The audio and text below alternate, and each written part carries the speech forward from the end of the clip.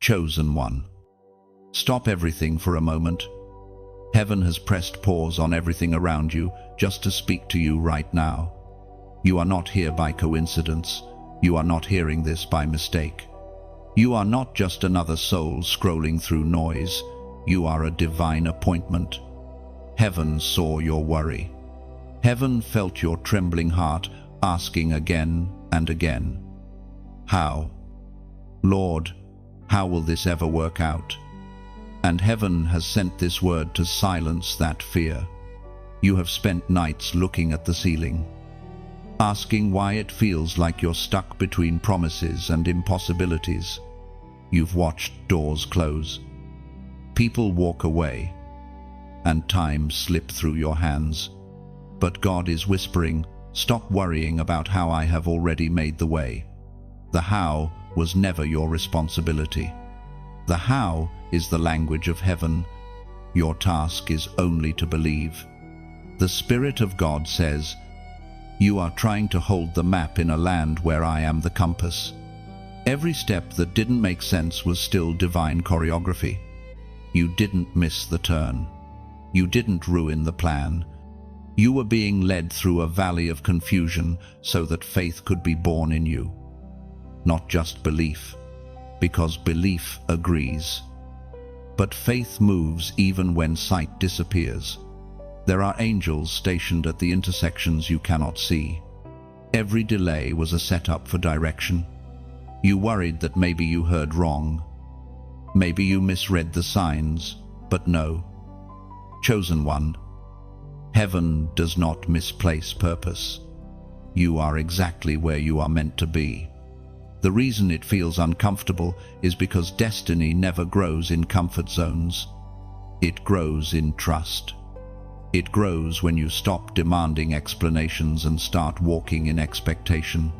You've looked at others who seem to have it all together and wondered why your story looks unfinished. But you are not behind. You are being refined.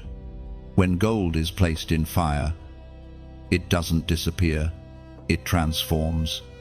You are in that sacred process right now. The heat you feel is not destruction, it's purification. God is burning away the parts of you that depended on the how, so you can rest in the truth that He is the way. The world says, figure it out. But heaven says, faith it out. And when you do, everything shifts. Every closed door becomes a corridor of glory. Every broken plan becomes an altar of trust. Every loss becomes a lesson that heaven never wastes pain. You were chosen not just to survive uncertainty, but to demonstrate faith under pressure. That's why you feel the weight so deeply, because you were built to carry revelation, not anxiety. Stop rehearsing your fears. Stop predicting your failure. Your worry is like static that blocks the divine signal. When you silence the noise, you'll realize heaven has been speaking the same message again and again. I've already gone before you. You're stepping into a script already written. God is not improvising with your life. He is unfolding what was completed before time began. It is written in the book of Isaiah, chapter 40, verse 31. Those who hope in the Lord will renew strength. They will soar with eagle wings. Run and not faint. Hear that. Chosen one, those who hope in the Lord. Not those who understand every detail. Not those who have a perfect plan. Just those who dare to hope. Your hope is heaven's password. Every time you hope instead of worry, you access divine strength. You mount up like an eagle, and suddenly the things that looked impossible from the ground become small from above. God has already made the way, but He's inviting you to walk in peace, not panic. So breathe. You don't have to know how. You just have to know who. The same God who fed Elijah with ravens, who parted seas for Moses, who shut lions' mouths for Daniel, is the same God writing your next chapter. He doesn't need your strategy. He needs your surrender. Right now, lift your hands, even if only in your heart, and whisper, "I trust you, Lord." Let that be your declaration. Heaven doesn't respond to panic. It responds to trust. Your breakthrough begins not when you understand, but when you rest. If this message is reaching your spirit, if you can feel the truth pressing on your heart, then don't scroll away. This moment is sacred. Like, share, and subscribe so that this flow of divine reminders continues to reach you when your faith starts to shake. And as an act of agreement, comment the number 777 below, a prophetic sign that you trust heaven's completion over your confusion. You are the chosen one. You are already on the path. The way is not being made, it is made. You feel the tremor in your mind before the storm ever arrives. The questions start to whisper before the problem even forms. How will this work out? What if I fail again? What if this time? God doesn't come through. Those thoughts are not harmless. They are the battlefield. The war is not around you. It's within you. The enemy knows that if he can infect your thinking, he can interrupt your peace. That is why he keeps you tangled in the question of how. But listen closely. Chosen one, the how is not a test of logistics. It is a test of trust. The mind demands answers, but the spirit already knows. Somewhere deep within you, under all the noise, there is a quiet conviction that keeps whispering, God already did it. You sense it in the still moments when your soul exhales. You feel it when something unseen assures you that everything, somehow, is going to make sense. Every time you spiral into worry, heaven leans closer, whispering, you are not meant to figure it out, you are meant to believe it out. Faith and fear speak the same language of imagination. One envisions promises fulfilled. The other predicts disasters that never come. You have the power to choose which voice you amplify. Remember, the enemy is not after your money, your job, or your relationships. He is after your peace. Because peace is the proof that you trust heaven's design.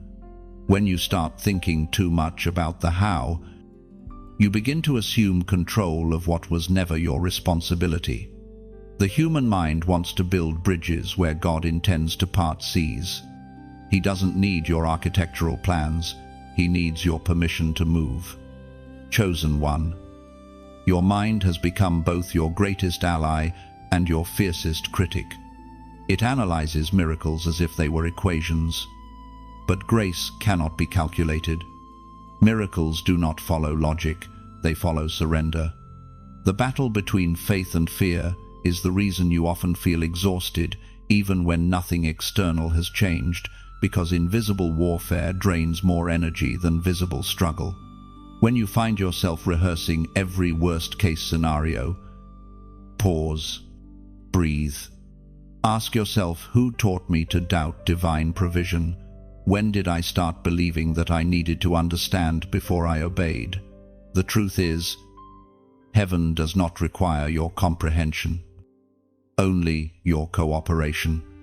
The Apostle reminds us in his letter to the Corinthians, chapter 10, verse 5, we demolish every argument and pretension against God's truth, taking captive every thought.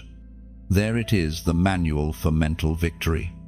You don't have to be a prisoner to anxiety. You have the authority to arrest it. Take every fearful thought captive. Hold it before the light of Christ. And ask, is this thought born of faith or fear? If it's fear, you don't entertain it, you evict it. Because the longer you entertain fear, the more it decorates itself like truth. You have been overthinking what God already finished.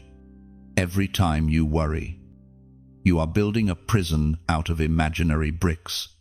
You replay past mistakes and predict future failures, forgetting that grace erases and recreates at the same time. Heaven is not bound by your calendar or your comprehension. What looks delayed is still divine timing in disguise. You say, "But God, I don't see a way." And He answers, "You don't have to, because I am the way." Every miracle begins when your logic reaches its limit. That's where faith picks up the pen and continues the story. The mind wants evidence before obedience, but the Spirit says, "Walk first, and proof will follow." Peter never saw the water hold his weight until he stepped out of the boat. Abraham never saw the ram until he climbed the mountain. And you, chosen one, you will never see how it happens until you take the step heaven has been urging you to take. There's a reason faith feels risky, because it demands vulnerability. It asks you to step without guarantees, to trust without blueprints, to believe without seeing. But that's exactly how heaven trains its warriors. Your faith is not fragile, it's forged. Every unanswered question is an opportunity to practice divine confidence. You are not losing your mind, you are renewing it. You are unlearning the habit of panic and learning the rhythm of peace. The battlefield of the mind is where destinies are won or lost. But victory is already written into your DNA. You are wired for faith. You were created with a divine reflex to hope even when it hurts. So when the next wave of worry rises, remember, you are not fighting for peace, you are fighting from peace. The victory was settled long ago. Every fearful thought that tries to invade your spirit is already defeated before it arrives. Stop asking how, and start declaring He has. Because once your mind aligns with truth, your path aligns with destiny. You've been carrying so much for so long that you've forgotten what it feels like to breathe freely. You've been holding together broken pieces, pretending you're fine, smiling through exhaustion, and whispering to yourself, "If I don't keep pushing, everything will fall apart."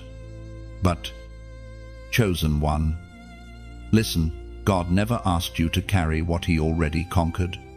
The weight you feel was never meant to rest on your shoulders. Heaven is asking you tonight to release what was never yours to hold. The tears you've cried in silence have not gone unnoticed.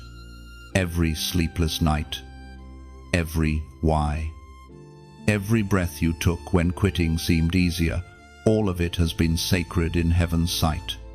The Father saw you breaking in secret and said, "Even now, they still haven't given up.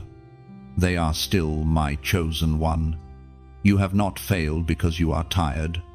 You are not disqualified because you are human. The cracks in your heart are not proof of weakness. They are the spaces where divine light enters. You've carried burdens that were never assigned to you. The opinions of others, the fear of lack, the disappointment of dreams that didn't unfold as you planned, all of them have wrapped around your soul like chains. But heaven is saying, let go. You can't walk into your next chapter holding everything from the last one. Sometimes the greatest act of faith is not in the pushing forward, but in the laying down. As the prophet wrote in the scroll of Habakkuk, chapter 2, verse 3, "For the revelation awaits an appointed time, it speaks of the end and will not prove false. Though it linger, wait for it. It will certainly come and will not delay." There it is, your waiting was never wasted. What you've been carrying is not punishment, but preparation. You have been holding the weight of a promise that hasn't yet matured. Like a seed under the soil, you've been unseen. but not forgotten. Heaven hides its treasures before it reveals them. You think you're buried, but you're actually planted. God has been shaping your strength in silence. You see, warriors are not made on mountaintops, they are formed in caves, where no one applauds. You've been trained in isolation so that when your moment comes, you'll move with quiet authority. Every disappointment taught you endurance. Every delay refined your discernment. You've carried pain that became prophecy. But here's the divine truth. You can't move forward if your hands are full of yesterday's burdens. The breakthrough you've been praying for is waiting on the moment you release control. It's not that heaven is late, it's that you are still holding on to old instructions while asking for new directions. God can't fill a cup that's clenched shut. Chosen one, your heart is sacred ground. It's time to clear it of the weight of how and when. You've been running on fumes, trying to make sense of what only makes sense in eternity. But this right here, right now, is your turning point. Heaven has been waiting for your surrender, not your strategy. You say, but if I stop trying, won't everything collapse? No. When you let go, that's when heaven takes over. What if the very thing you're afraid to release is the key to your freedom? You keep thinking you're losing control. But what if you're actually gaining peace? You've mistaken responsibility for captivity. There's a reason your soul feels heavy. The burden you carry is a testimony in disguise.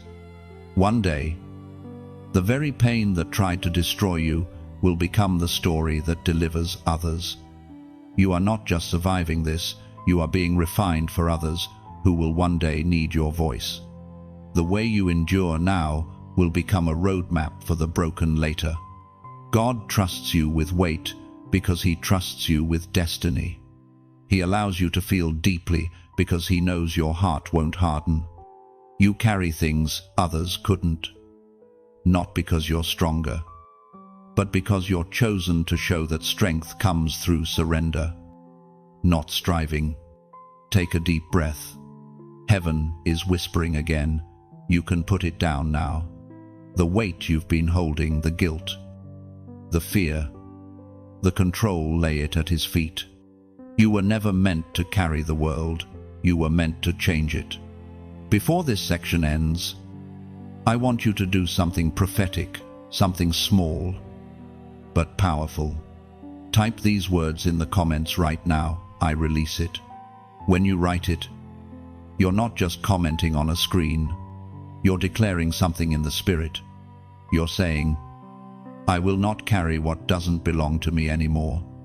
You're aligning with heaven's rhythm, the rhythm of peace, not pressure. This single act of obedience, this small digital declaration, is your key. It's how the spiritual becomes visible, because the moment you release it, heaven replaces it. Every weight exchanged for peace, every tear exchanged for strength. You are not falling apart, you are being rearranged into divine order. Chosen one, lift your head. The heaviness is lifting, the burden is breaking. You were never meant to carry the how. You were meant to walk in the already done. There are moments when it feels like heaven has gone silent, when every prayer echoes back unanswered, when every door you knock on remains closed, and the light you used to feel now seems distant. You begin to wonder if God still remembers you, if the promise still stands, or if perhaps you misheard His voice. You look at the empty spaces of your life and ask, why the delay? But chosen one, divine silence is not divine absence. Heaven is still working, even when you can't see a single sign of movement. The delay you feel is not denial, it's divine synchronization. God is aligning people, places, and timings that you can't perceive. What looks like stillness on earth often means motion in heaven. Sometimes, God delays not to punish you, but to protect you. He sees what you don't see. He knows what's waiting beyond that door you're desperate to open. The opportunity that seems perfect to you might be poison in disguise. Heaven's delay is heaven's defense. You've been asking for the when, but God has been securing the who and the where. He's not just preparing your blessing, He's preparing you to carry it. Think back on your life. Every time you thought it was over, didn't something unexpected happen? Didn't a new door appear just when you thought all were shut? That's the rhythm of grace. God never forgets His promises.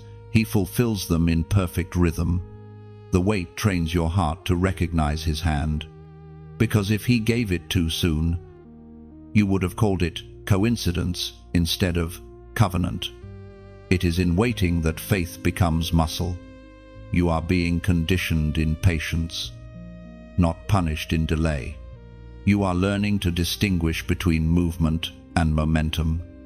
Movement happens quickly, but momentum builds quietly, gaining force unseen until it suddenly breaks through.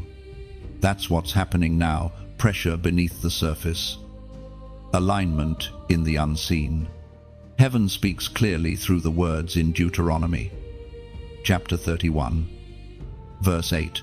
The Lord Himself goes before you and will be with you. He will never leave you nor forsake you.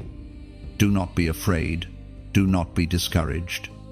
There it is, the assurance you've been looking for. He's not behind you trying to catch up with your mistakes. He's ahead of you, arranging every intersection. You are not walking into uncertainty. You are walking into preparation. The path that seems empty is already filled with divine appointments waiting for your arrival.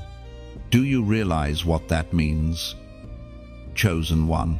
It means that before you even prayed that desperate prayer, God had already scheduled the answer. Before you cried that tear, He had already written the restoration. The timing you're questioning is the very thing ensuring your miracle lands at the perfect moment. You think it's late, but it's layered with purpose, protection, and precision. The delay is also pruning. God removes what would limit your future before your future arrives. That's why you've lost certain people, certain opportunities, certain habits. You thought you were being stripped. Heaven was actually streamlining you. You can't carry everything into your next dimension. Some weights would collapse what God is building in you. There's a phrase heaven keeps repeating, if you only knew what I'm protecting you from, you would thank me for every no. Every closed door is a mercy disguised as rejection. Every unanswered prayer is a future miracle being restructured. God's weight is not a wall, it's a womb. Something divine is forming in silence. Chosen one. You've been faithful even when it didn't make sense. You kept believing through the quiet, through the fog, through the loneliness. That kind of faith is not weak, it's warrior faith. Heaven recognizes that sound. It's the kind of faith that moves mountains not by shouting, but by standing. The season of waiting is also the season of revelation. It reveals what you truly believe about God. Anyone can praise when prayers are answered. It takes depth to praise in delay. The silence is where authenticity is born, when you no longer chase signs, but simply trust His nature.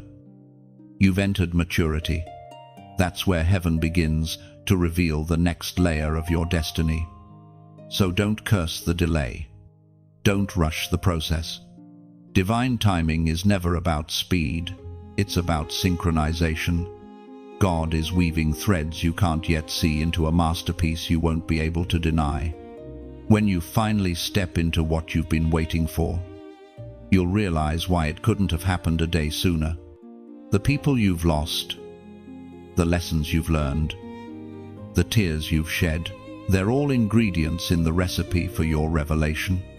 What feels like wasted time will soon be revealed as holy preparation. Chosen one. This is not the end of your story, it's the pause before the reveal. The curtain hasn't fallen, it's simply being drawn back for the next act. Trust the timing. Heaven is never late. You've been trying to calculate faith like it's a formula, believing that if you just do everything right, pray hard enough, plan long enough, maybe then the miracle will unfold. But, chosen one, God's ways are not algebra, they are art. His miracles are not the result of perfect equations, but of surrendered hearts. Faith does not require you to understand, it requires you to trust the artist even when you can't see the full canvas. You've been staring at one corner of your life, analyzing brushstrokes, worrying that the colors don't make sense. But heaven sees the whole picture. The how that troubles you is just one unfinished stroke in a masterpiece that will one day make you cry tears of gratitude. When you stop demanding to know how it fits, you begin to rest in the beauty of the one who paints without error. It is written in the book of Proverbs, chapter 3, verse 5, "Trust in the Lord with all your heart, and lean not on your own understanding." That single line is both a sword and a shelter. It cuts through your confusion while covering your heart in peace. Because your understanding has limits, it runs out at the edge of logic. But faith continues beyond that border, walking confidently where reason can't. Chosen one. Every miracle begins where calculation ends. Moses didn't analyze the sea before lifting his staff. The widow didn't compute how oil multiplies.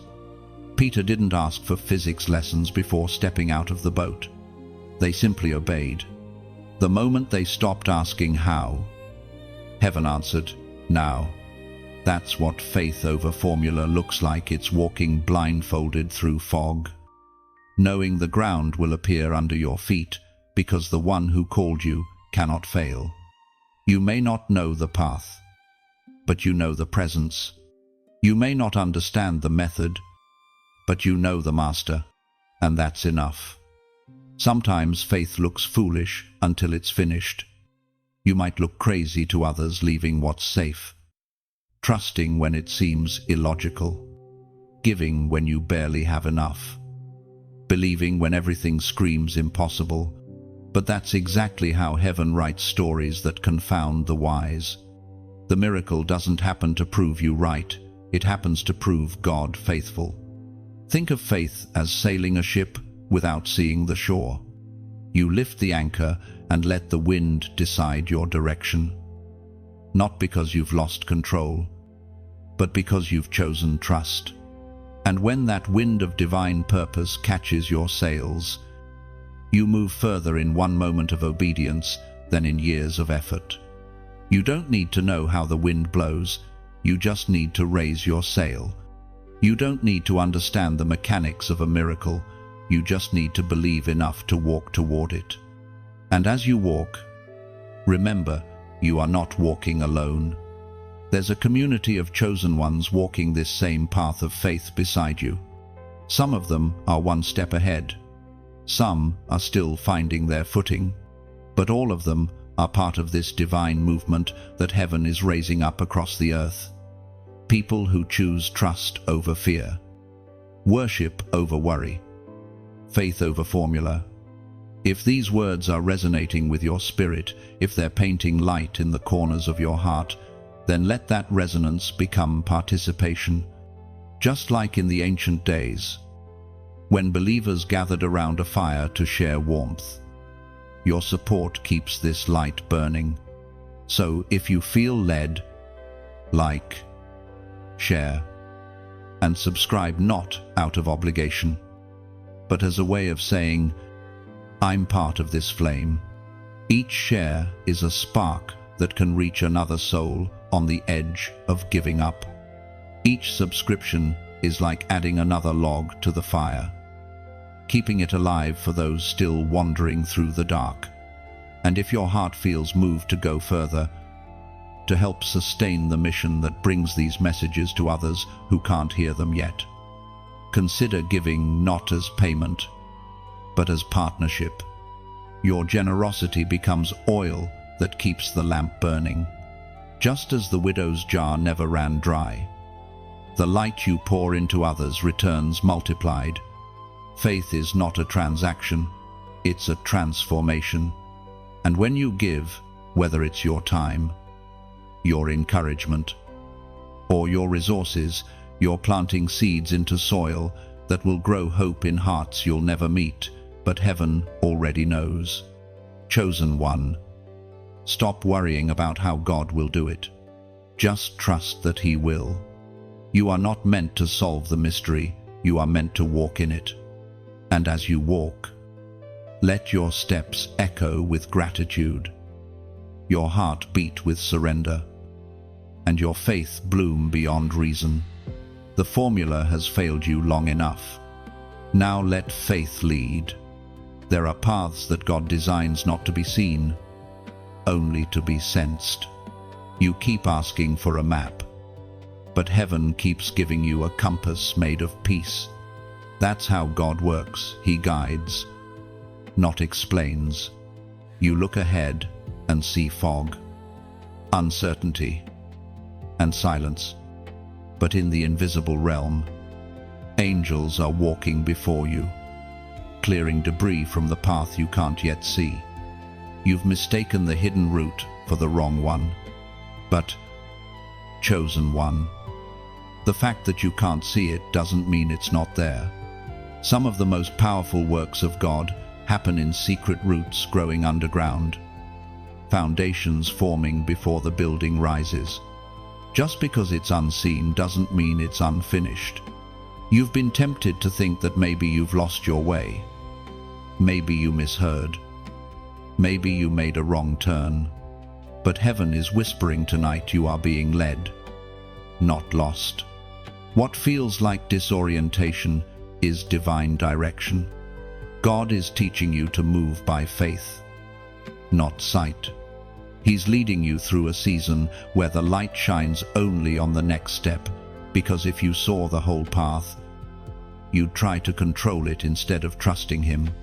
The Word of God declares in the book of Psalms, chapter 119, verse 105, "Your word is a lamp to my feet and a light to my path."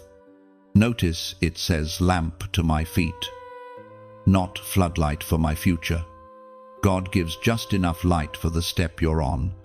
That's how He keeps your heart dependent and your spirit humble.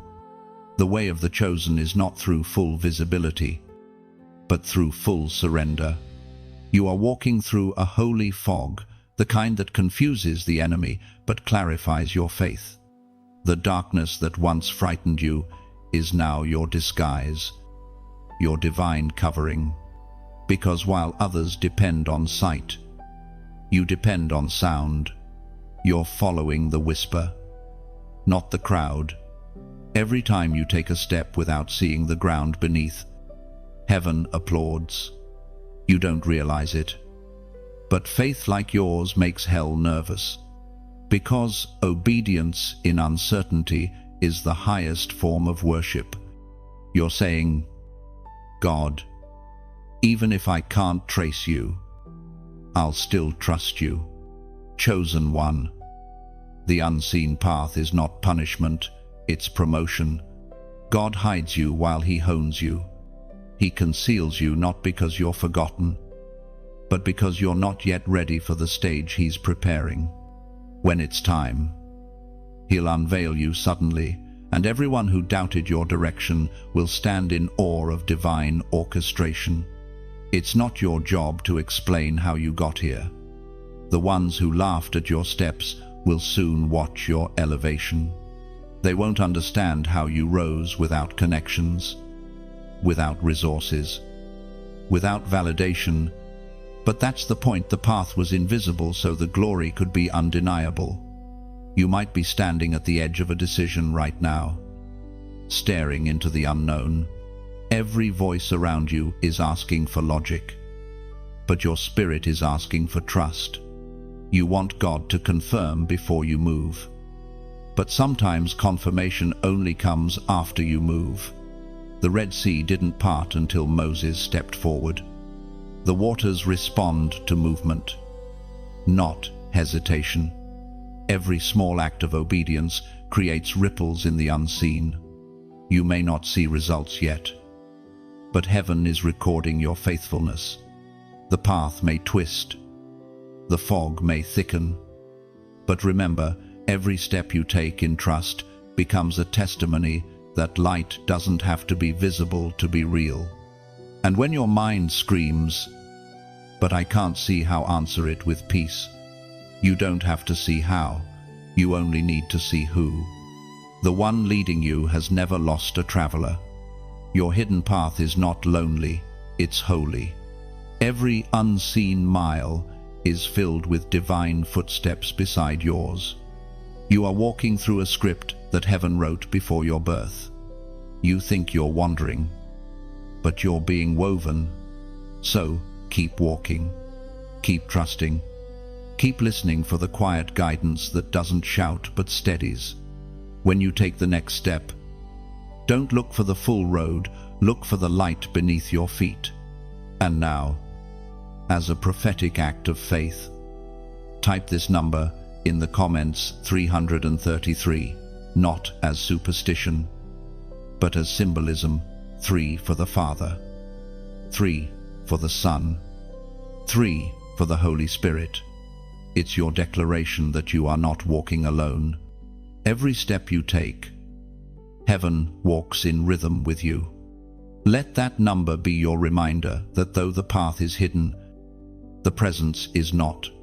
Because the truth is this: your journey is not about arrival, it's about alignment.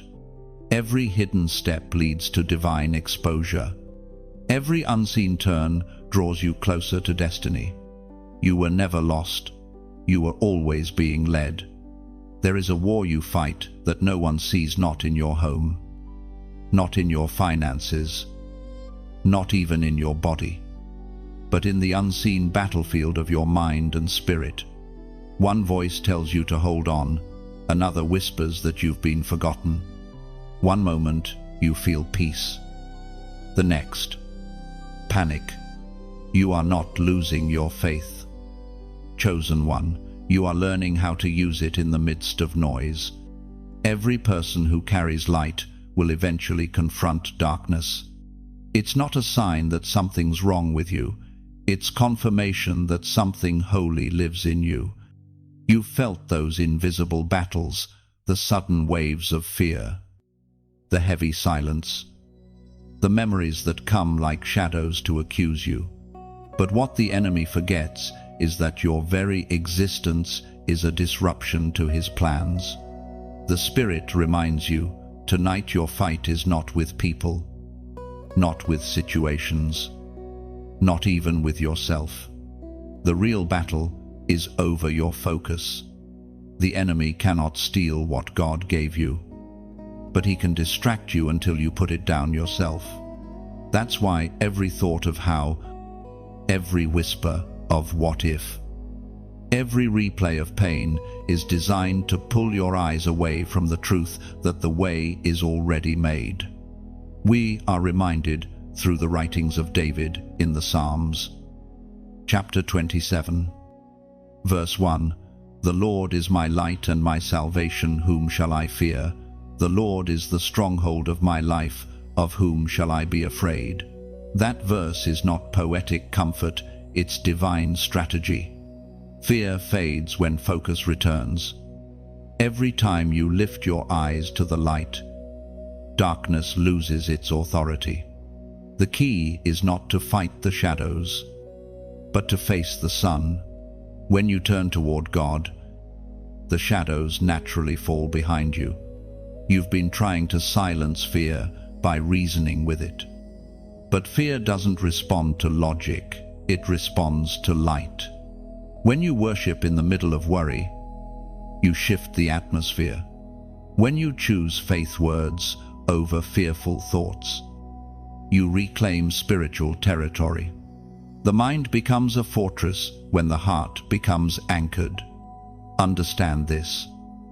Chosen one, spiritual warfare is not only external, it's internal alignment. Every time you choose peace over panic, you win. Every time you speak life over yourself instead of doubt, you break another chain. You are not powerless, you are armed.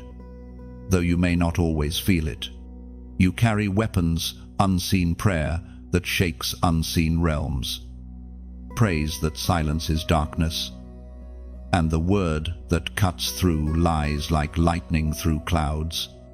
The enemy's goal is not to destroy you quickly, but to wear you down slowly.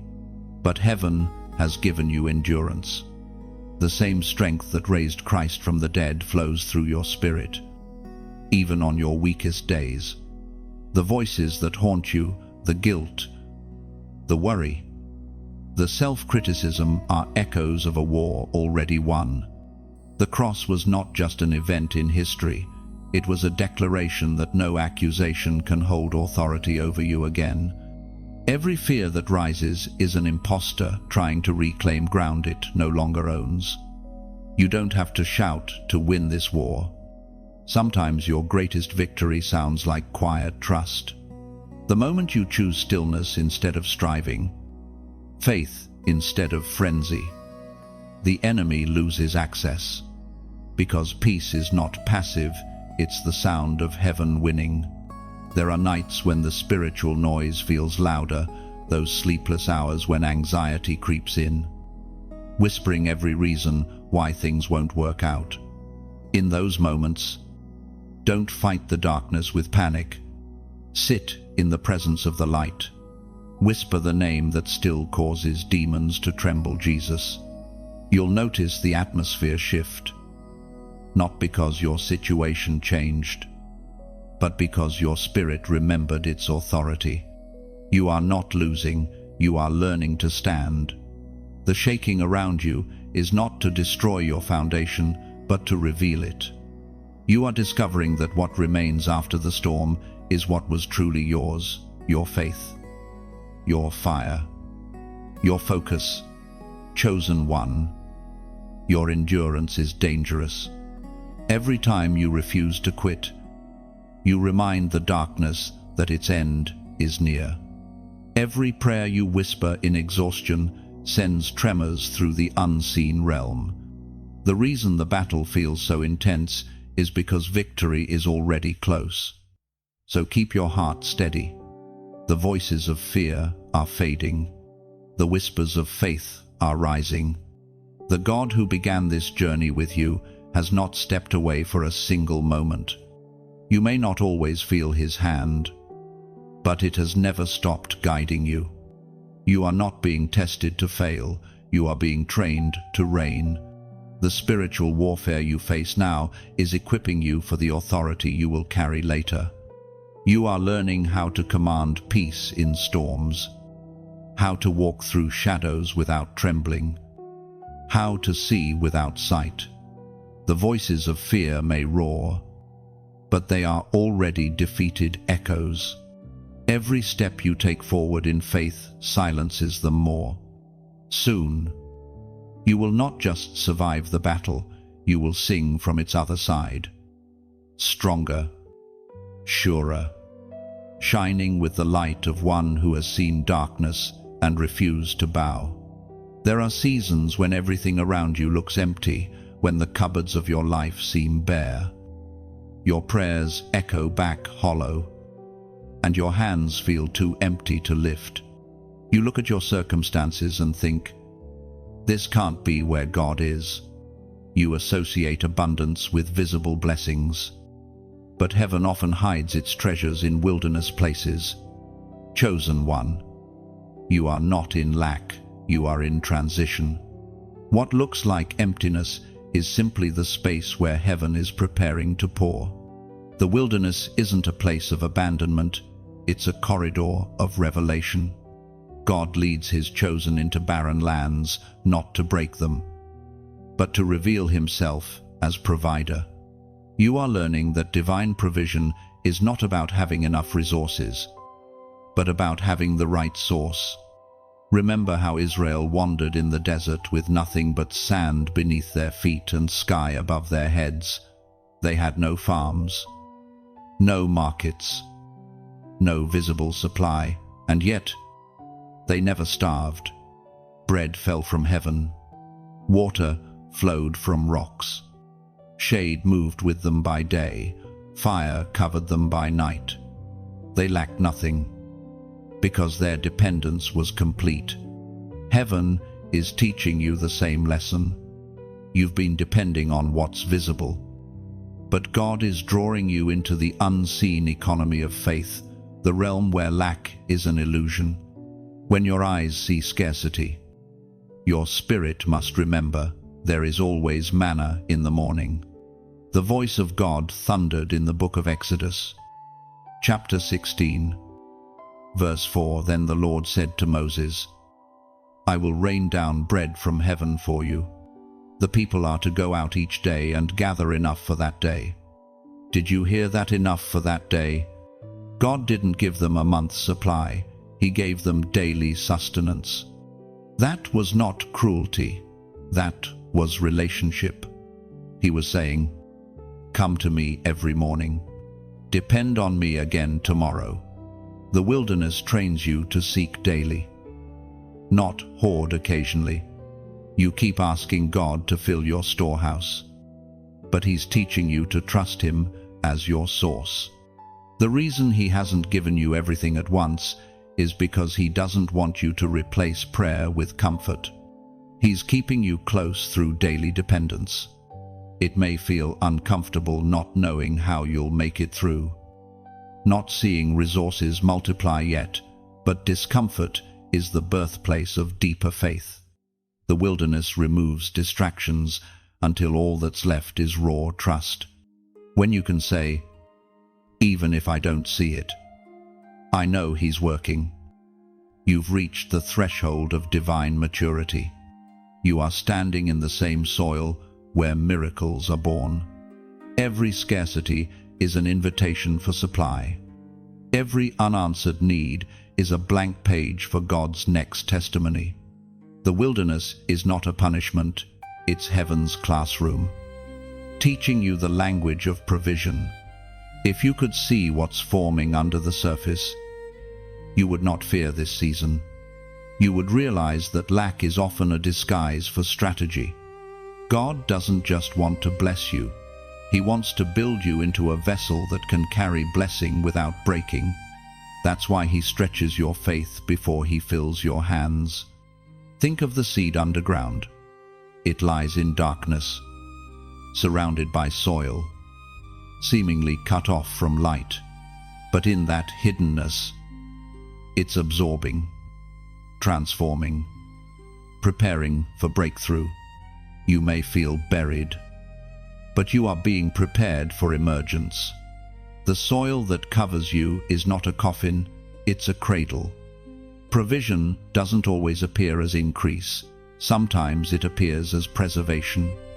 The fact that you're still standing, still breathing, still believing, that's proof that heaven's hand is already at work.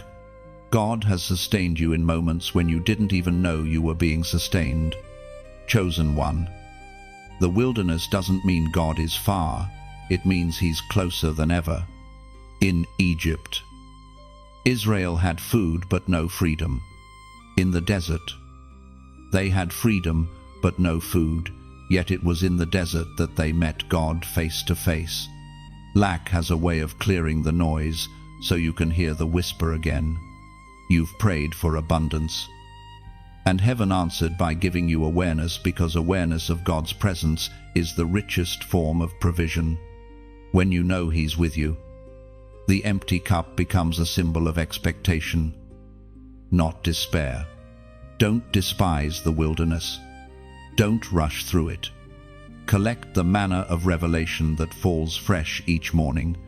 One day, you'll look back and realize that these were the most sacred days, the days when you learned to see miracles in small things, to find blessings in breadcrumbs, to recognize that even the silence of heaven is still provision in progress. Your wilderness is temporary, but the wisdom it produces is eternal. The same God who rained bread for Israel will rain provision for you, not always in the form you expect, but always in the measure you need. Trust the rhythm. The manna is coming. There is a war you fight that no one sees, not in your home, not in your finances, not even in your body, but in the unseen battlefield of your mind and spirit. One voice tells you to hold on, another whispers that you've been forgotten. One moment you feel peace, the next, panic. You are not losing your faith. Chosen one, you are learning how to use it in the midst of noise. Every person who carries light will eventually confront darkness. It's not a sign that something's wrong with you. It's confirmation that something holy lives in you. You felt those invisible battles, the sudden waves of fear, the heavy silence, the memories that come like shadows to accuse you. But what the enemy forgets is that your very existence is a disruption to his plans. The Spirit reminds you tonight, your fight is not with people, not with situations, not even with yourself. The real battle is over your focus.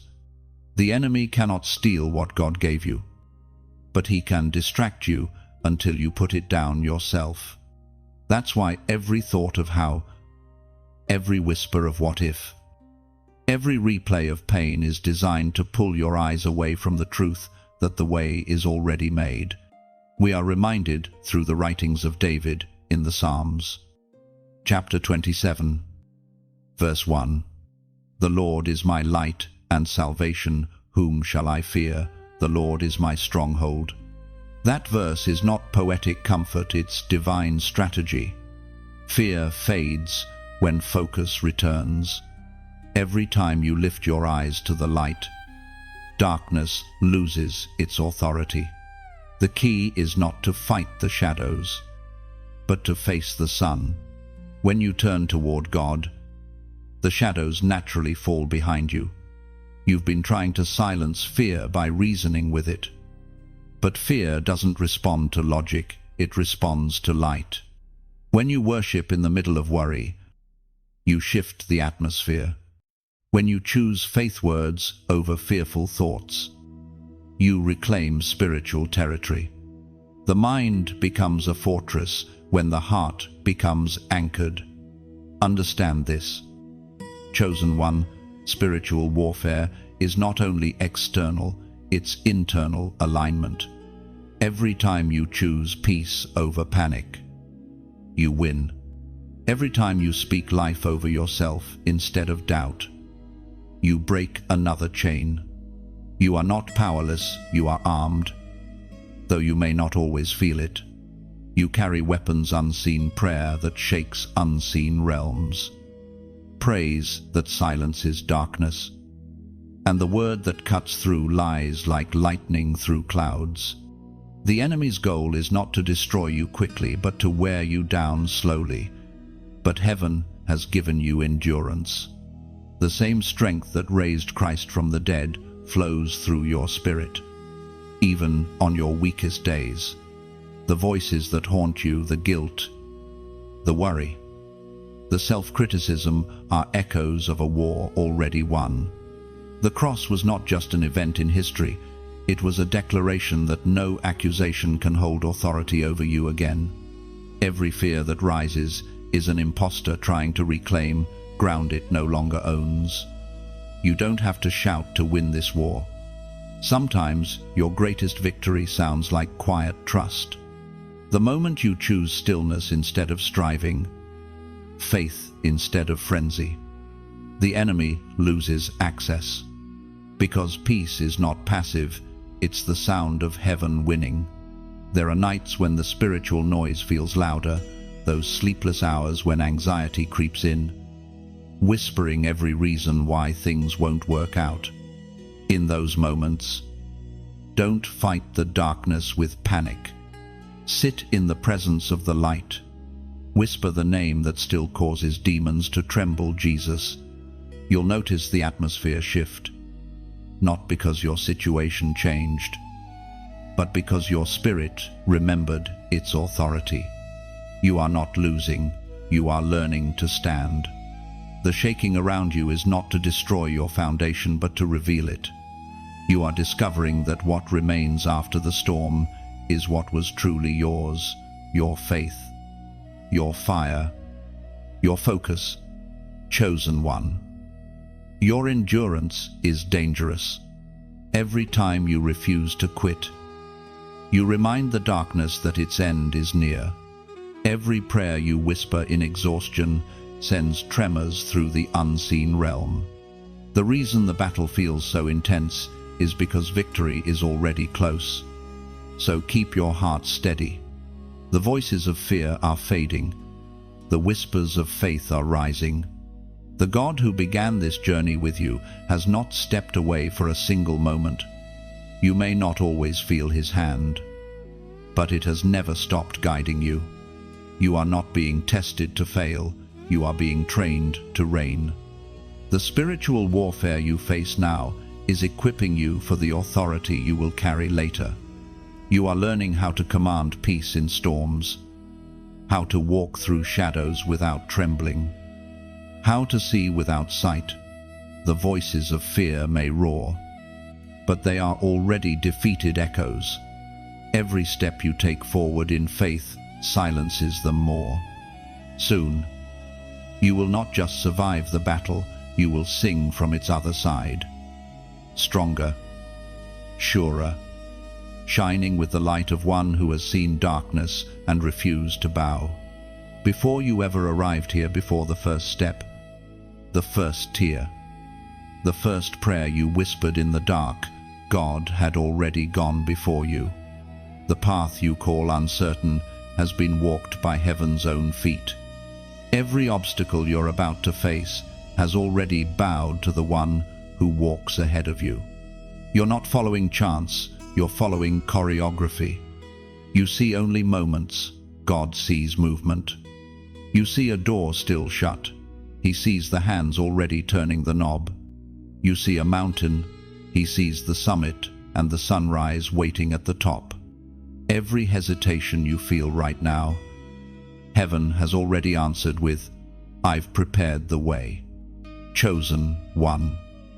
You've been walking through a divine pattern designed to train your trust. Each delay, each detour, each not yet was part of the route. The promise was never just the destination, it was the journey that would transform you. You are not being dragged through random chaos, you are being led through divine coordinates. As Jesus himself declared in the Gospel of John, chapter 10, verse 4, when he brings out his own, he goes ahead, his sheep follow because they know his voice. That verse is your compass. He goes ahead of you, not beside, not behind, ahead. That means there's no battle you'll enter that he hasn't already won. No valley you'll cross that he hasn't already lit. No storm you'll face that he hasn't already calmed in advance. You walk not into uncertainty, but into preparation. You've been wondering why it feels like you're walking through shadows. It's because the shepherd is slightly ahead, leading the way. You're not lost. You're being guided through terrain that only looks unfamiliar because you've never been this free before. Think of your life as a story already finished in heaven's library.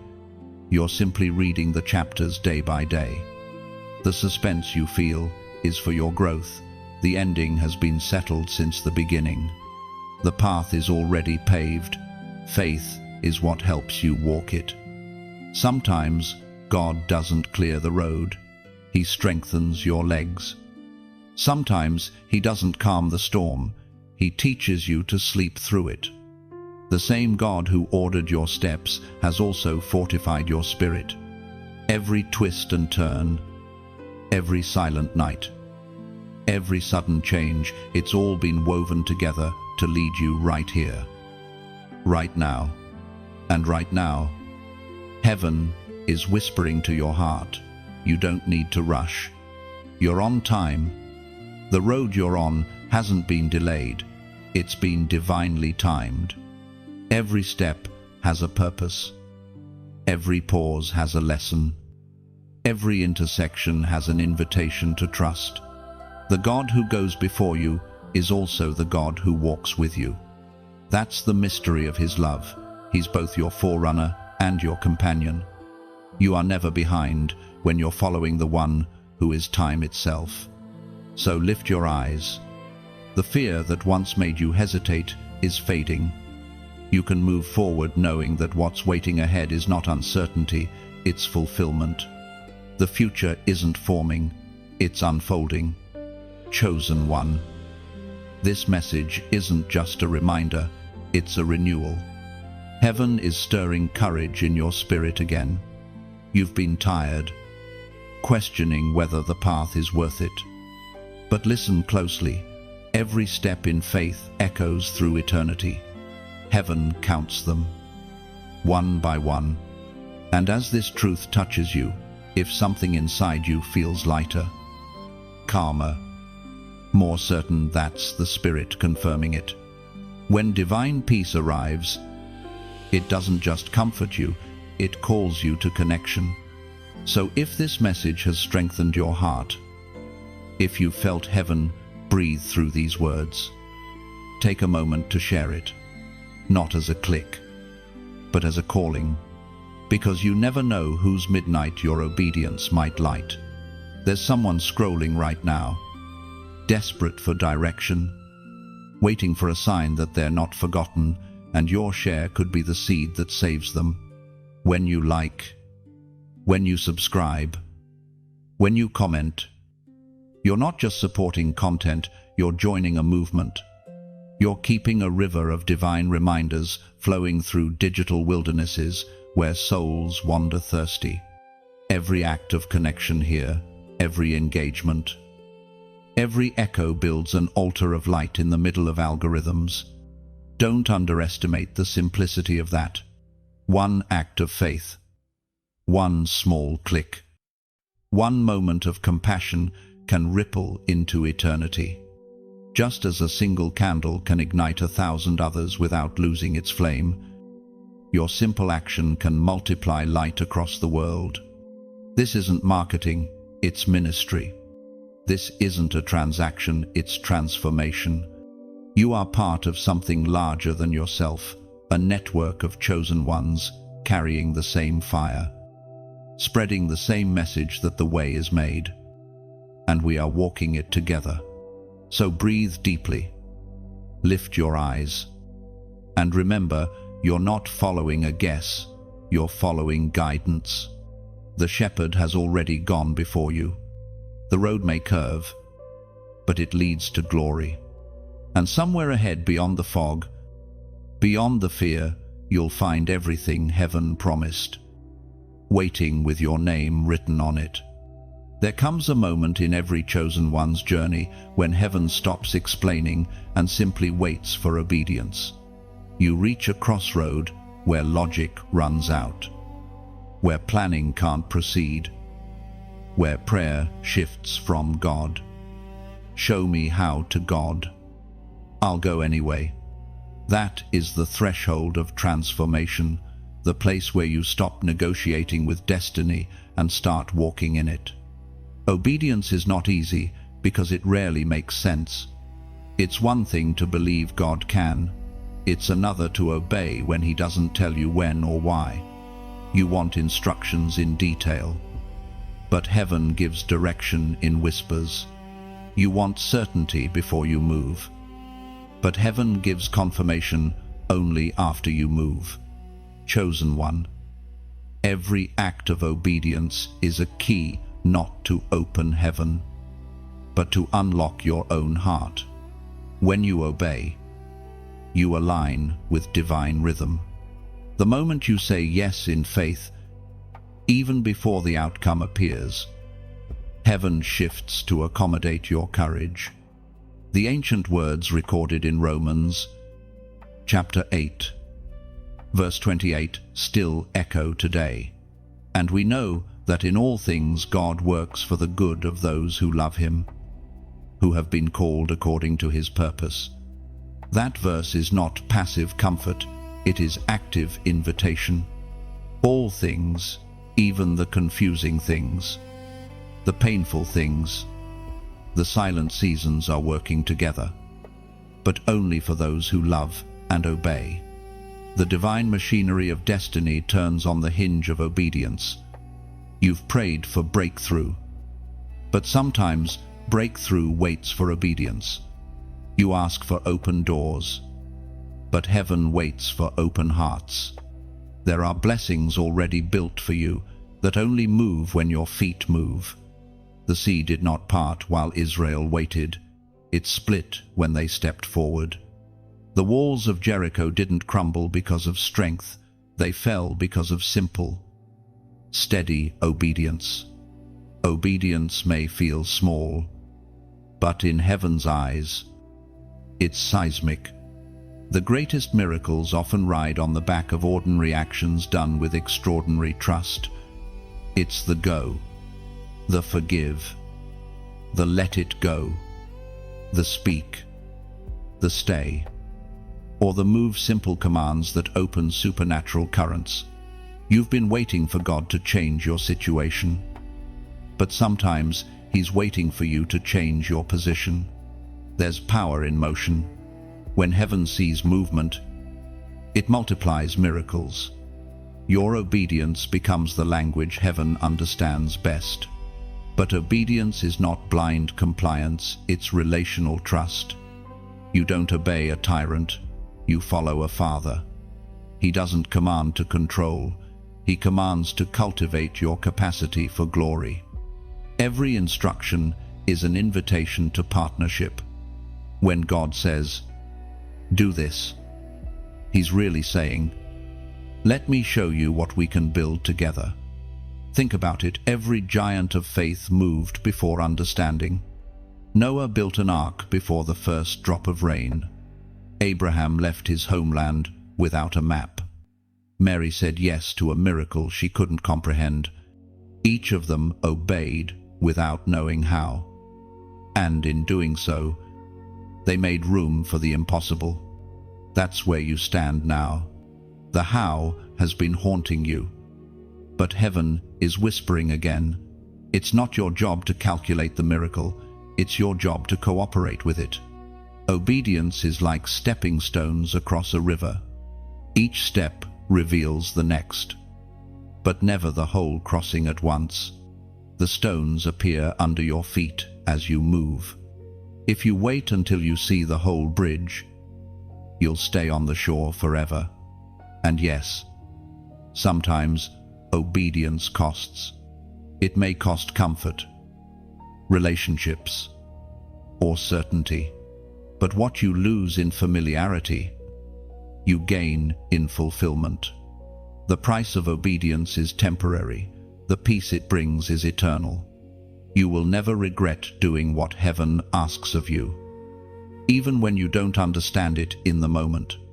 There will come a day when you'll look back and see how every yes you whispered became the architecture of your destiny.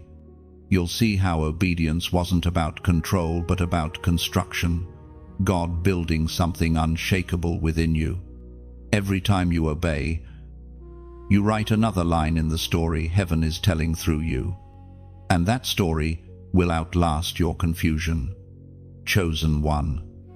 It's time to stop wrestling with the how and simply walk in the now. The door you've been waiting to open is voice activated. The command is your key. The miracle is not waiting for resources, it's waiting for your response. You may not understand where this step leads, but faith doesn't require full vision, only full surrender. Obedience turns unknown paths into divine highways. And one day, when you look back, you'll realize you were never walking alone. Every step of obedience was matched by a step of grace. So take that next step. Trust the whisper. Move even if it trembles. Heaven is waiting on your yes. And once it hears it, the unseen world will move to make the impossible inevitable. There are times when you feel like you've fallen behind, like destiny has moved forward without you. You look at others and see progress, open doors, answered prayers while you sit in what feels like stillness. You whisper, maybe I missed it, maybe I waited too long, maybe it's too late. But heaven leans close and says, no. Chosen one, you are right on schedule. Divine timing has never once been late, nor has it ever been rushed. God's calendar doesn't match your clock. The seconds that feel wasted are often the seconds heaven uses to weave unseen details together. You are not behind, you are being aligned. Every pause in your life has purpose. Every delay has direction. When you think about your journey, notice how every mistake led to a lesson. Every detour brought new perspective. Every heartbreak carved space for something deeper. You didn't lose time, you were being refined by it. Heaven does not measure growth by speed, but by surrender. It was spoken through the prophet Habakkuk, chapter 2, verse 3. For the vision is yet for an appointed time, though it tarry. Wait for it, because it will surely come. It will not delay. Those words were written for you. The vision is still alive. It hasn't expired, it's maturing. You've mistaken silence for cancellation. But silence is often the sound of preparation. When the promise takes longer than expected, it's because heaven is building something bigger than you prayed for. Chosen one. Think of divine timing like the rising of the sun. You can't rush the dawn. No matter how much you crave its warmth, you wait through the night, trusting that light will come because it always does. Just as the earth turns, your situation is turning even now toward the horizon of fulfillment. You may feel like nothing is happening, but destiny moves quietly. Seeds break in silence. Butterflies form in hidden cocoons. Gold refines in unseen furnaces. You don't hear the sound of progress because transformation doesn't announce itself, it reveals itself. Sometimes you think you've been forgotten, but you're simply being formed. God hides you when He's shaping something precious. When a master craftsman works on a crown, he doesn't carve it in public view. He shapes it in private until it's ready to shine. That's what this season has been, the secret shaping of your glory. Don't despise the slowness. Heaven's timeline is different because heaven's goal is eternal. You are not being delayed, you're being detailed. Every moment has a reason. Every day that feels wasted is another brushstroke on the masterpiece. If God had given you what you asked for earlier, it might have crushed you. But now, your heart has depth, your faith has endurance, your discernment has maturity. You are becoming the version of yourself that can hold what you once only dreamed of. The truth is, divine timing isn't just about when the promise arrives, it's about who you've become by the time it does. You are no longer the same person who first prayed that prayer. You've changed, expanded, grown stronger in silence. Heaven has been preparing you for a blessing that won't break you.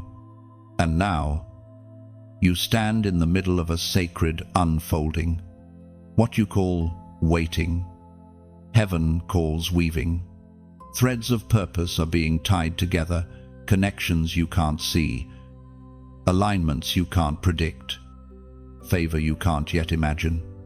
You've walked through delay without losing your faith. That alone is evidence that you're still in divine rhythm. The world may measure progress by results, but heaven measures it by resilience. Every time you didn't quit, you advanced. Every time you kept believing, you moved forward. Even when it felt like standing still, the appointed time is approaching. The doors that once refused to open will respond differently soon, not because they've changed, but because you have. You are no longer knocking as the same person who started. Your waiting has changed your sound, and heaven always recognizes the voice of maturity. So take a breath and rest in this truth. You have not missed anything meant for you. The delay didn't disqualify you, it deepened you. The timing isn't broken, it's perfect. And, as an act of agreement, a sign that you trust the divine clock over your own, type this number in the comments: 555, 5, the number of grace. 3 5s, the trinity of divine favor, timing, and transformation. When you write it, you're not marking superstition, you're marking surrender. You're declaring, I trust that heaven's timing is flawless. I am not late. I am right on time. Let that number be your seal of peace. Every tick of the clock is under divine control. Every second that passes is purpose in motion. You are not waiting for the promise, you are walking with it. It's moving even now, quietly, perfectly, toward manifestation. Chosen one, your timing is divine. Your steps are ordered, and your story is still unfolding right on schedule. You've fought enemies, you could see conflict, betrayal, setbacks, loss, but the greatest warfare of all happens in the unseen realm, inside your own thoughts. It's the subtle whisper that says, maybe God forgot you. It's the fatigue that tells you, why bother believing anymore? It's the constant temptation to overthink what was already finished at the cross. This is the spiritual warfare of how the enemy doesn't have to stop your destiny. He only has to trap your mind in the loop of questioning it. If he can keep you analyzing, he can keep you paralyzed. And while you rehearse all the reasons why something may not work, heaven is standing ready with everything already prepared. Chosen one. The battlefield has never been your circumstance, it has always been your focus. The enemy knows if he can hold your attention, he can steal your peace. Every anxious question, every restless night, every endless what if is not harmless, it's spiritual interference. The apostle reminds us in his letter to the Ephesians, chapter 6, verse 11, put on the full armor of God, so that you can take your stand against the devil's schemes. That verse reveals something profound. Standing is victory.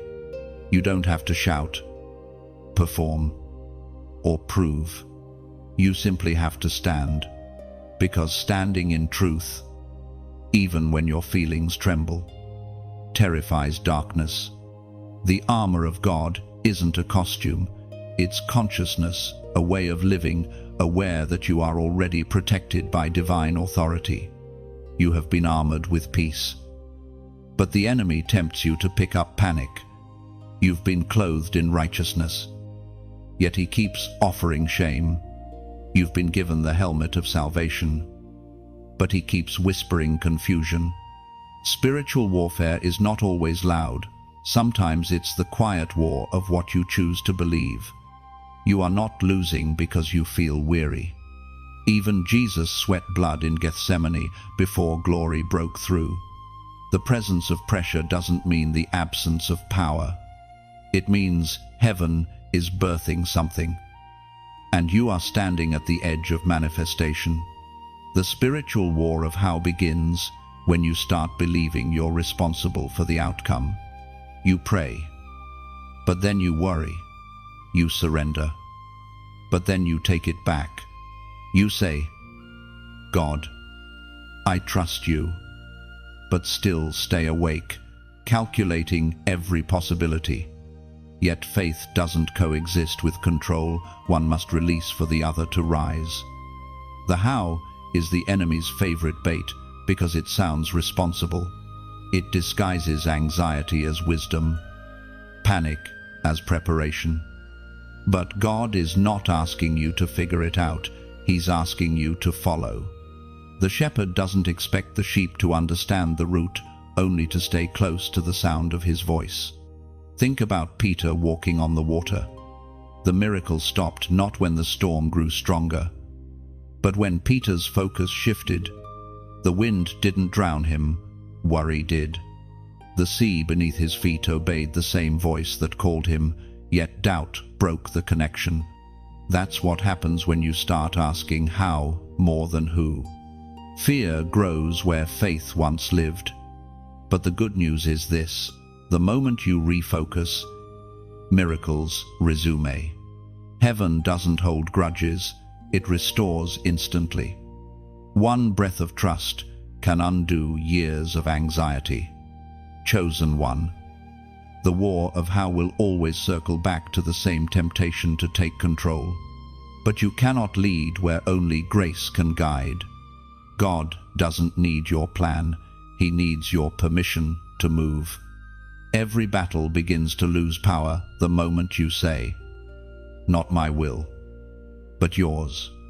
When you let go of how, you regain your peace. The mind that once spun like a storm quiets into calm waters where revelation reflects clearly again. You realize the war was never between you and circumstances, but between your spirit and the illusion of control. The enemy thrives in noise, but he cannot survive in stillness. That's why silence feels so uncomfortable.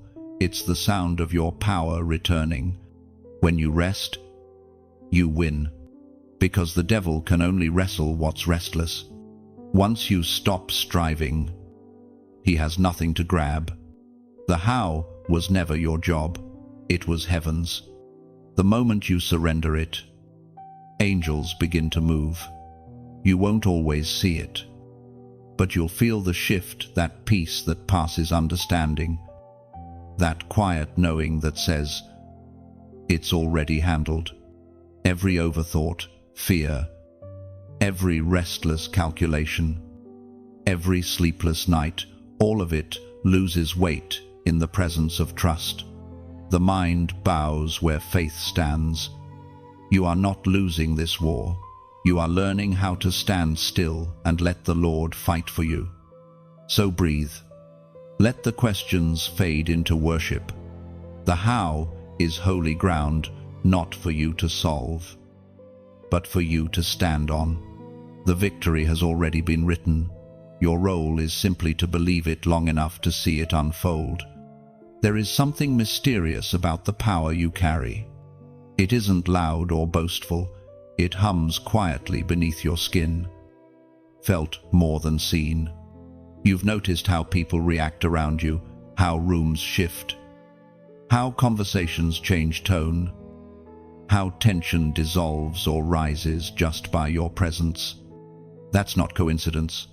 You carry heaven's frequency. Heaven's frequency isn't sound, it's essence. It's the spiritual vibration of truth, love, and light that radiates from within those who walk in divine awareness. You've been tuned by experience, refined by pain, awakened through prayer. Every season of struggle has fine-tuned your spiritual frequency so that now, when you enter a space, heaven enters with you. Darkness senses it instantly. It trembles not because you are perfect, but because you are aligned. You may not see the light around you, but others do. Those walking in confusion feel clarity near you. Those heavy with sorrow feel lighter in your presence. You've been carrying heaven's current without realizing it. That's why your energy feels sacred. Why people are drawn to you without knowing why. And why those harboring hidden motives feel uncomfortable near you. Heaven vibrates through you, and darkness cannot harmonize with that sound. The world runs on frequencies of fear, chaos, and ambition, but heaven moves differently on frequencies of peace, mercy, and truth. When you start aligning with that rhythm, life begins to shift around you. Things that used to attract you start to lose their pull. Places that once felt like home begin to feel too small. That's not you becoming strange. That's heaven expanding your wavelength. The Apostle reminds us in his letter to the Corinthians, chapter 2, verse 15, "The person with the Spirit makes judgments about all things, but such a person is not subject to merely human judgments." That means when you walk in divine awareness, you perceive on a different level. You sense what others overlook. You discern what others dismiss. You are no longer guided by surface appearances, but by spiritual insight. Heaven speaks through intuition, through peace, through the subtle knowing that rises before logic. That knowing is your compass. It's the signature sound of the Spirit within you. To carry heaven's frequency is to become a translator between realms. You take divine love and express it in human form. You bring heaven's calm into chaotic spaces. You interrupt despair with hope. Every time you forgive, you release a vibration of healing into the atmosphere. Every time you speak truth in kindness, you release light that ripples far beyond what you can see. That's why it's essential to protect your atmosphere. The more attuned you become to heaven's frequency, the more sensitive you are to interference. Not everyone can walk closely with you, not because they're evil, but because their energy isn't calibrated for where you're going. When your spirit is being elevated, some connections must fade to maintain clarity. Noise disrupts signal. You've likely noticed moments where you feel drained around certain people, or restless in certain environments. That's spiritual interference. Heaven isn't punishing you, it's warning you. The Spirit within you detects discord long before your mind recognizes it. When that happens, honor it. Retreat. Protect your peace. Every prophet, every chosen vessel, learned the sacred art of solitude because silence strengthens signal. Your words carry creative power now. Speak carefully. Heaven listens to you the way the earth listens to rain. Every declaration you make sows into the atmosphere. Speak healing. Speak truth. Speak light, and you'll see it manifest. Your voice doesn't need volume. It carries authority. Angels move at the sound of conviction. Beloved, chosen, one. Realize what you've become, a living frequency of heaven's will. That's why life feels different lately. The things that once drained you can't reach you anymore. The doubts that once silenced you no longer fit the wavelength of your spirit. You've been rewired for clarity. The storms outside may still roar, but inside you there is a sound of stillness that cannot be shaken. Carrying heaven's frequency doesn't mean you're superior, it means you're responsible. You are now a conductor of peace in a world that feeds on chaos. You must protect your spiritual voltage. Rest often, pray deeply, forgive freely, and stay thankful. Gratitude keeps your signal pure. This world needs your vibration. It needs the calm that walks with you, the wisdom that speaks through you, the kindness that flows from you. Every act of love sends ripples into eternity. You may never see all the lives you've shifted, but heaven does. So walk gently, but with certainty. You are not random energy, you are divine resonance. When you enter a space, you remind creation of its creator. You are heaven's echo in human form.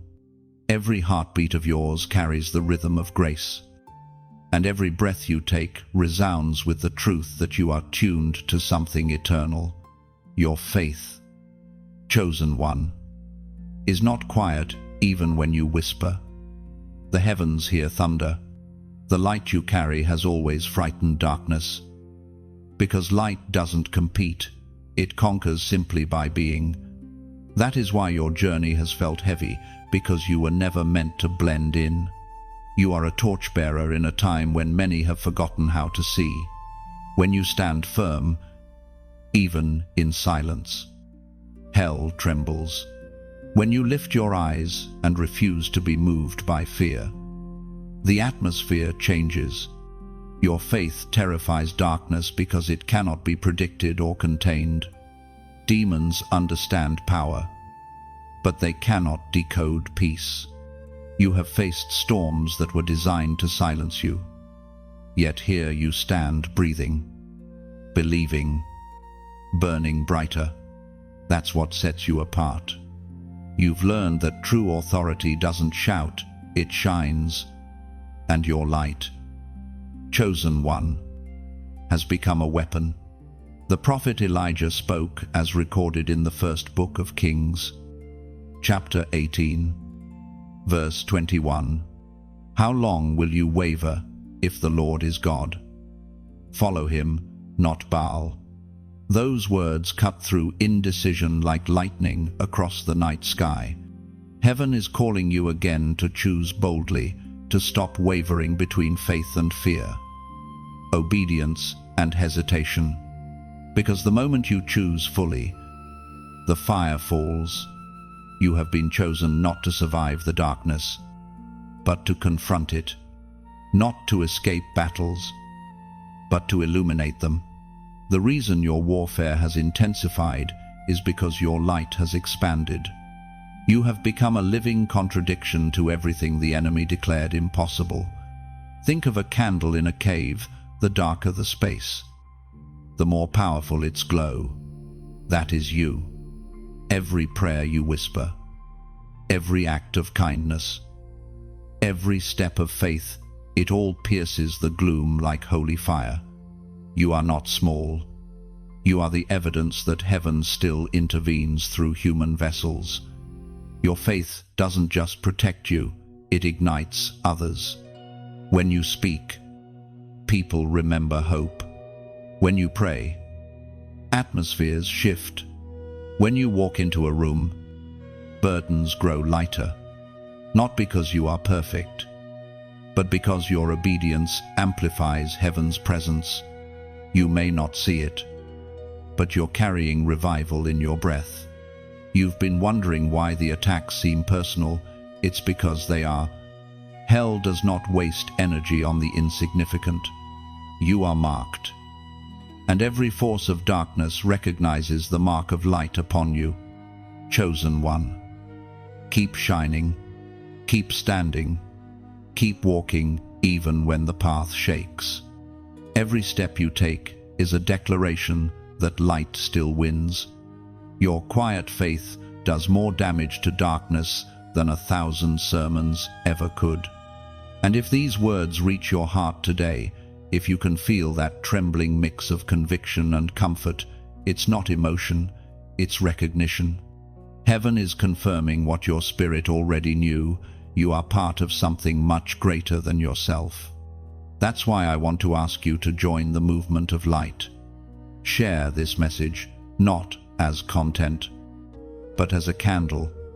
Every share is like placing another flame in a window for someone lost in the storm. You never know who might see it, and remember that hope still exists.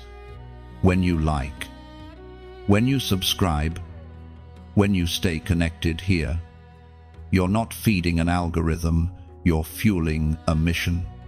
You're helping build a digital sanctuary, a space where faith outweighs fear and truth outshines the noise. And for those who feel led, who have found peace or healing through these words, your support keeps this light alive. Donations are not about giving to a person, they're about pouring oil into the flame. Just like the lamp in the temple that never went out because faithful hands kept refilling it. Your generosity keeps these messages burning across nations. Every offering, every gesture, every comment becomes a ripple of revival. It's like sending light through fiber and pixels, piercing hearts across oceans. You might never meet those who are touched by your action, but heaven will record it. So if this message resonates with you, leave a comment below, share a word, a reflection, a prayer. Your voice matters. Sometimes one comment becomes another's confirmation.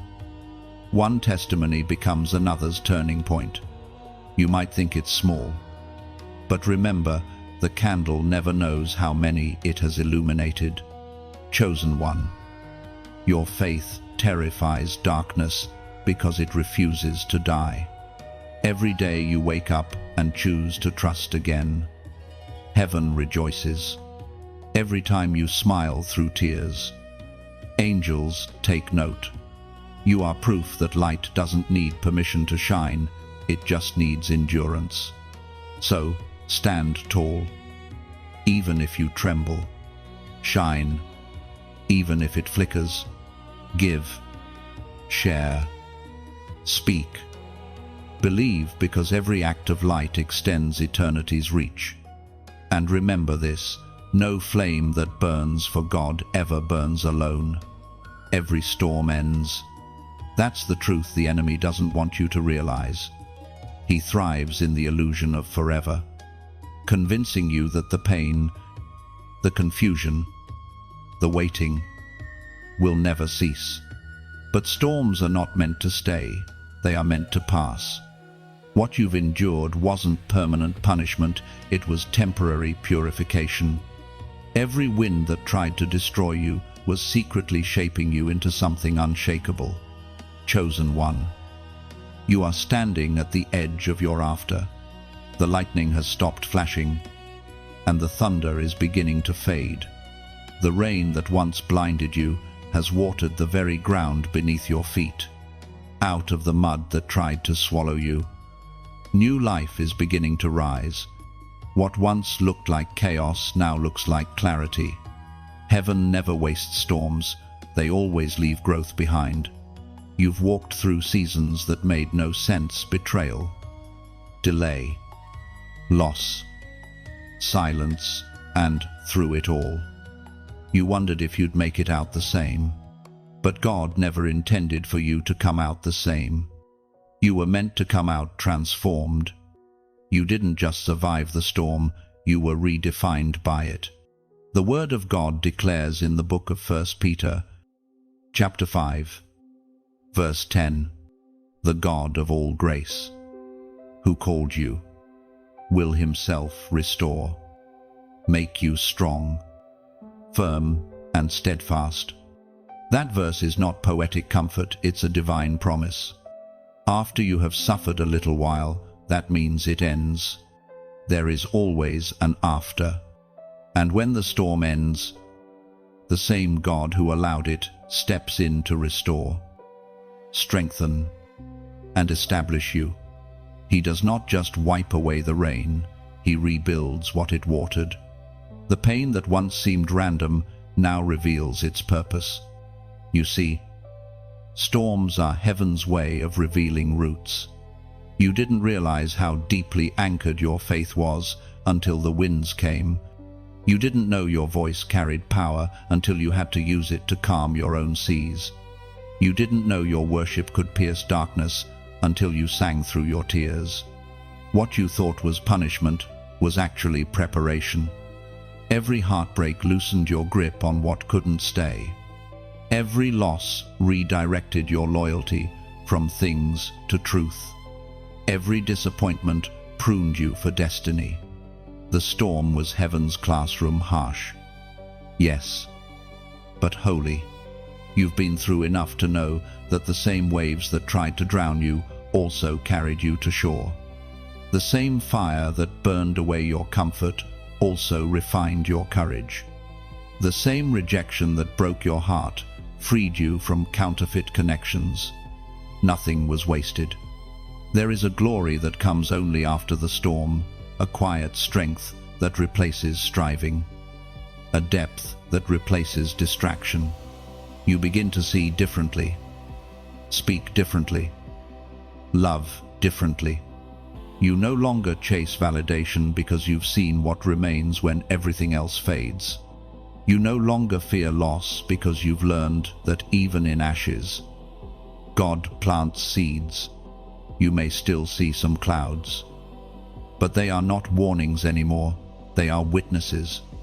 They remind you of what you've overcome. The thunder that once terrified you now sounds like applause from heaven, celebrating your endurance. You didn't just make it through, you made it holy. Chosen one. Restoration is not simply returning to what was, it's becoming what never was before. God does not rewind, He rebuilds. And what He rebuilds after the storm is stronger, purer, and more radiant than what existed before. The storm stripped you of illusion and left only truth, and truth is indestructible. You've been wondering when the new beginning starts. The answer is now. The winds have shifted. The same spirit that hovered over the waters at creation is hovering over your life again, preparing to speak new order into what once looked ruined. Where there was void, there will be vision.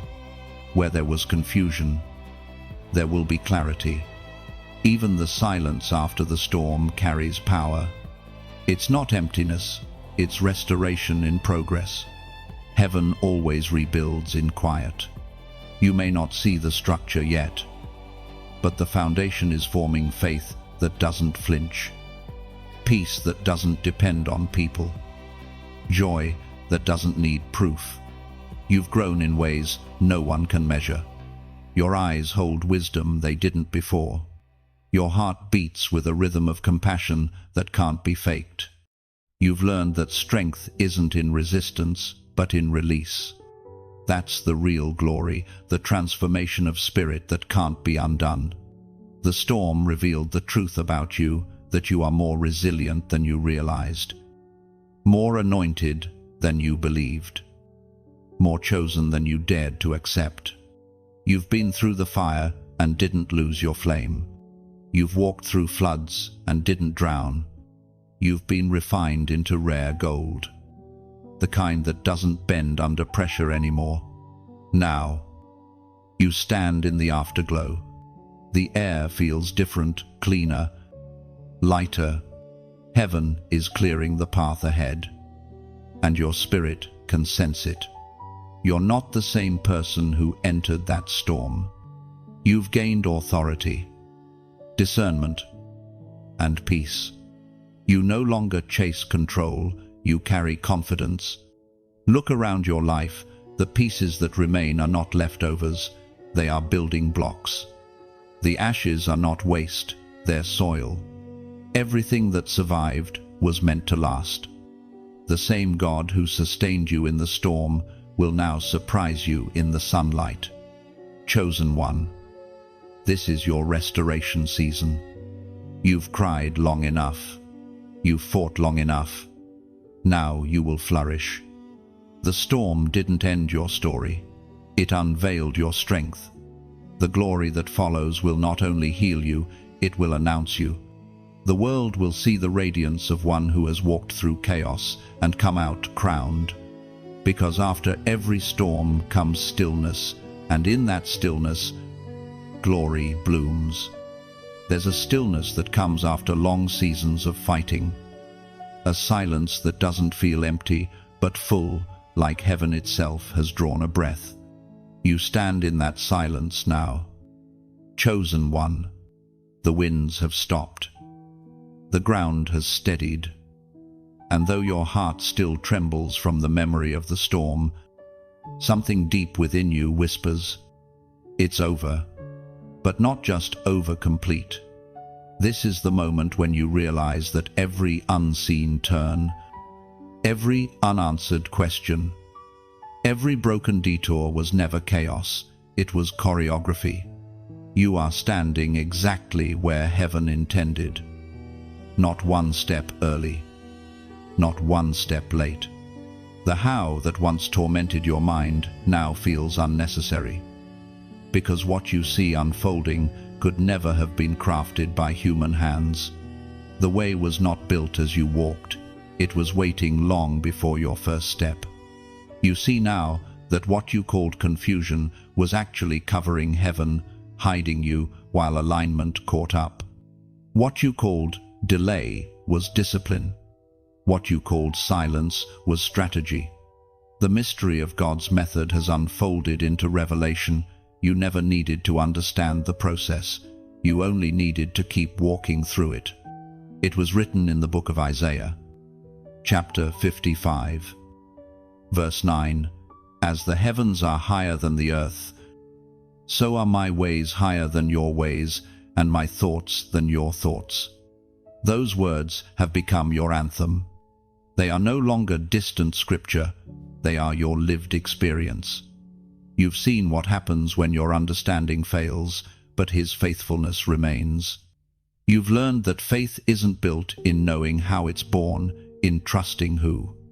Every how that once paralyzed you has turned into holy hindsight. Now, when you look back, you can trace the invisible thread weaving through every season, a divine pattern too precise to be coincidence. The people who left were necessary exits. The closed doors were protection, not rejection. The detours were directions in disguise. You used to ask, "Why me?" Now you ask, "Why not me?" Because only someone who's been refined by uncertainty can teach others how to trust the unseen. Your story has become a map for those still wandering. What once broke you has become your language of healing. What once hurt you has become your evidence of hope. You see now that God never lost control. He was composing something larger than your understanding could hold. Like a conductor who hears the full symphony while the instruments only hear their part. Heaven knew how every note of your life would fit. The dissonance, the pauses, the crescendos, all were leading here to harmony. The way that God made was never a road built from logic. It was a path paved by grace. Every step was laid before you ever took it. Even when you stumbled, grace adjusted the route. Even when you resisted, mercy rerouted your path. The way was made not because you walked perfectly, but because He loves perfectly. Now you understand it was never about how you'd make it work, but how He already did. The blueprint existed long before your anxiety. The outcome was secured before your effort began. All along, God wasn't waiting for your performance. He was waiting for your peace. Chosen one. This is where your striving ends and your seeing begins. You've crossed from wondering into witnessing. What you once feared wouldn't happen has already begun. Heaven's promises are no longer theories. They are realities taking shape before your eyes. And as you stand here, breathing in the calm, you can feel the shift within you, the quiet confidence of someone who's finally realized they were never walking alone. Every lonely road was populated with angels. Every tear was a seed. Every silence was a sentence in heaven's speech. You don't owe the world explanations for how it worked out. The testimony speaks louder than any analysis. The how has become the hallelujah. You no longer ask, What's next because you've learned that every next is already known. You've walked through darkness long enough to recognize light when it comes not as a sudden burst, but as a slow dawn spreading over your life. The light isn't rushing in, it's revealing what's been growing in the dark all along. You are stepping into answered prayers that once felt impossible, divine connections that once felt unlikely, peace that once seemed unreachable. Look at you now, no longer the one begging for signs, but the one becoming one, no longer asking how, but thanking God that you didn't give up before the how was revealed. You are walking boldly on a path that once terrified you, not because you see every step ahead, but because you finally trust the one who walks it with you. This is your awakening. The long chapter of questioning has closed. The new one opens with clarity, rest, and quiet triumph. The way has been made, and you, the one who doubted, wept, and endured, are now proof that faith works even when you don't understand it. The how was never your assignment. It was his, and he's done it beautifully, completely, perfectly. And now, beloved chosen one, you've reached the end of this journey, not the end of your story, but the moment where reflection becomes revelation. You've walked through fear, fire, silence, and surrender, only to discover that the path was never random. The how that once haunted you has turned into a quiet hymn. God already made the way. Pause here for a breath. Let this truth settle into your bones.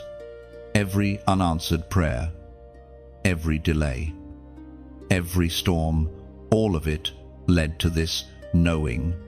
You were never lost. You were never behind. You were being guided, step by step, into a life designed before you took your first breath. Look at the path behind you, every twist that made you question, every tear that watered your faith, every door that closed just in time to protect you. Now look ahead, light stretches where fear used to stand. The same hand that held you in the valley now beckons you toward higher ground. This is what divine orchestration feels like. Peace where there used to be panic. Clarity where there used to be chaos. If these words have reached you, if they've found you in a moment of doubt or fatigue and reminded you that heaven has never stopped working, then let your gratitude become movement. Share this message, not as routine, but as ripple. Somewhere, someone is standing where you once stood, tired, questioning, almost ready to give up. Your share might be the sign they prayed for in silence. When you like, when you subscribe, when you comment, you are not just engaging with words, you are joining a living current of light. You're saying, I want to keep this river flowing, because this isn't just a page. It's a sanctuary, a gathering place for every soul who dares to believe that faith still works in modern storms. So before you go, take one last sacred moment. Leave your reflection below a word, a prayer, a sentence that carries your testimony. You never know who might read it and rise again. The journey continues. Chosen one, the way is made. Walk it with peace, speak with purpose, and shine without apology. Heaven is still ahead, and you are still chosen.